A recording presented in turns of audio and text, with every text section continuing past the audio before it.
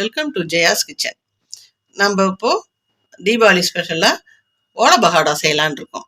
அதுக்கு என்னென்ன தேவைன்றதை பார்க்கலாம் வாங்க. ஒரு கப் பச்சரிசி மாவு மெஷர்மெண்ட்டில் இந்த ஒரு கப்பில் எடுத்திருக்கேன்.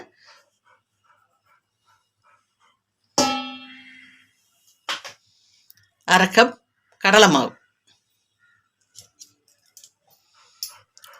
அரை கப் பொட்டுக்கடலை மாவு,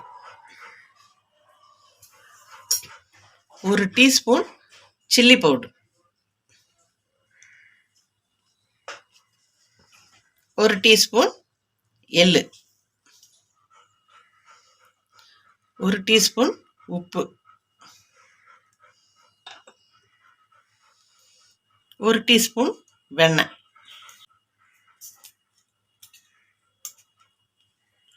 இதை அப்படியே எல்லாத்தையும் போட்டு கலந்து விட்டுக்கலாம்.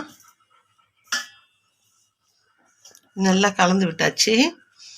இப்போது இதுக்கு ஒரு 3/4 கப்பு தண்ணி தேவைப்படும். நீங்கள் பார்த்து கொஞ்சம் ஊற்றிக்கிங்க. கொஞ்சம் கொஞ்சமாக தண்ணியை ஊற்றி பிசைறணும்.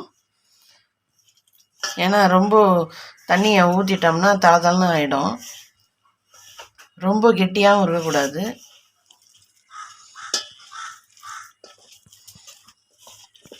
மாவு எடுத்தோம்னா இந்த மாதிரி இருக்கும், சாஃப்டாக. இந்த மாதிரி இருந்தால் தான் பிழியும் போது ஈஸியாக பிழிய முடியும். ரொம்ப டைட்டாக இருந்ததுன்னா கொஞ்சம் கஷ்டமாக இருக்கும் பிழியறதுக்கும். இந்த மாதிரி இருக்கணும், ஒட்டவும் இல்லை எதுவும் இல்லை. இதுதான் கரெக்ட் ஸ்டேஜ். இப்போ வாங்க நம்ம பொரிச்சு எடுக்கலாம். நான் இந்த அச்சு தான் எடுத்திருக்கேன். இந்த அச்சை போட்டு ஓலை பகோடா செய்திடலாம்.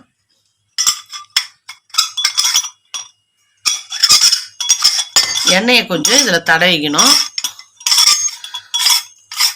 அப்போ தான் மாவு ஒட்டாது. உள்ள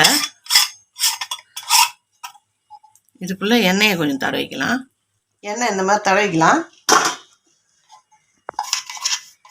அதான் வழுவழுன்னு போகும் கொஞ்சம் இதில் ஒட்டாமல், அதுக்காக.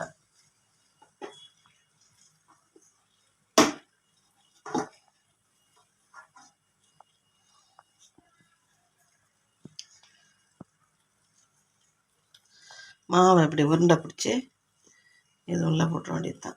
இது போதும், 3/4 போட்டாலே போதும், அதுக்கு மேலே போடக்கூடாது.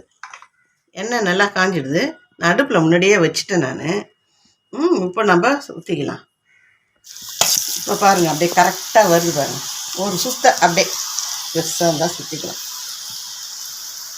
அரிசி மாவில் எண்ணெய் தண்ணி போட்டு இது பண்ணோம்னா கொஞ்சம் நேரத்தில் தண்ணி இழுத்துடும். அதனால தான் அது அந்த மாதிரி ஆகிறது. நாம் கொஞ்சம் தளன்னு போட்டு இது பண்ணோம்னா பாருங்கள், சலசலப்பான தான் வெந்ததுன்னு அர்த்தம். அப்புறமா திருப்பி போட்டுக்கலாம். இப்போ திருப்பி போட்டுக்கலாம். இந்த மாதிரி அகலமான பாத்திரத்தில் வச்சோம்னா நம்ம பெருசாக அப்படியே சுற்றுறதுக்கு சரியாக இருக்கும்.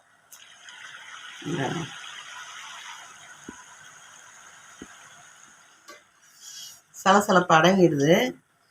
இப்போ ஒரு 2 முறை அப்படியே திருப்பி போட்டுட்டு எடுத்துக்கலாம்.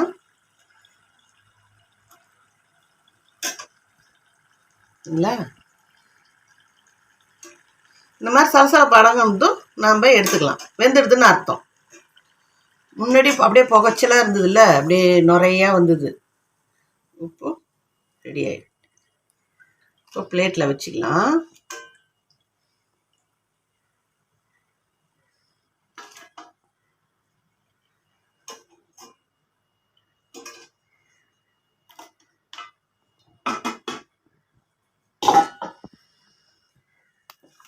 படத்தில் போட்டுடலாம்.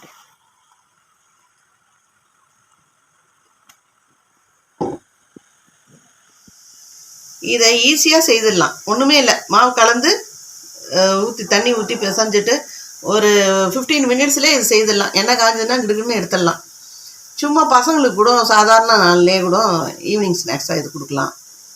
தீபாவளி தான் செய்யணுன்றது இல்லை. இப்போ திருப்பி போடுவோம்.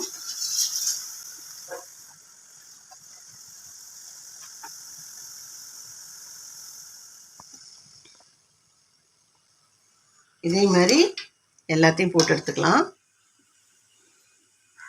ஓலா பகோடா ரெடி.